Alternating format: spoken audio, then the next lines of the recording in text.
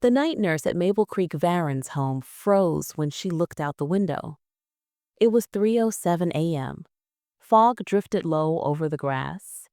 The motion sensor lights flickered on. And there, on the lawn, stood Elliot Hayes, 82 years old, back straight, chin lifted, chest out. He wore pajama pants, house slippers, and the jacket of his old Army uniform. He wasn't wandering.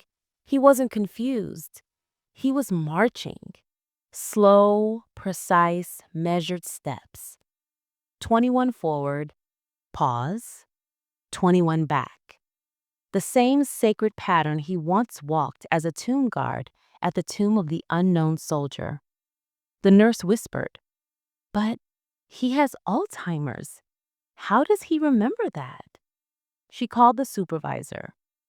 Within minutes, the entire night shift gathered at the window, watching a man whose memories were fading march like a soldier whose duty had never left him. The next morning, staff gently helped Elliot inside. He didn't fully understand what he had done. "Did I go somewhere?" he asked softly. His daughter Grace visited later and wiped tears when she heard what happened. Because Alzheimer's had taken so much from him already. He forgot her birthday. He forgot his home address. Sometimes he forgot her name. But there were two things he never forgot: how to stand like a tomb guard. His brothers who never came home. Grace carried an old photograph in her purse. Elliot in full dress blues, guarding the tomb with perfect stillness. When she showed it to him, he smiled faintly. "I knew a place like that," he whispered. "Very quiet, very important."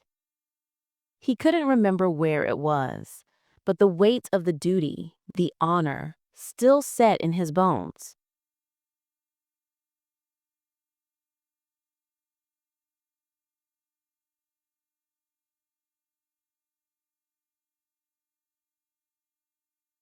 One afternoon, Grace brought Elliot to a community event at the nursing home, a patriotic ceremony with flags, music, and visiting soldiers.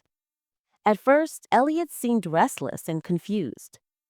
But then the speaker announced, "Ladies and gentlemen, please rise for the playing of taps." The first mournful notes drifted through the hall. Everyone stood.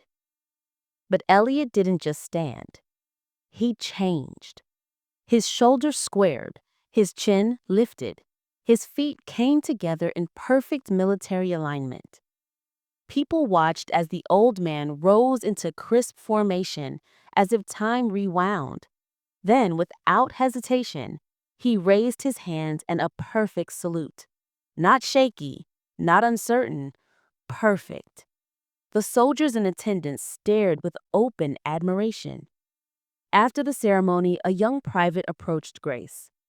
"Ma'am, he was a tomb guard, wasn't he?" Grace nodded, unable to speak. The private said quietly, "I could tell. Only they salute like that."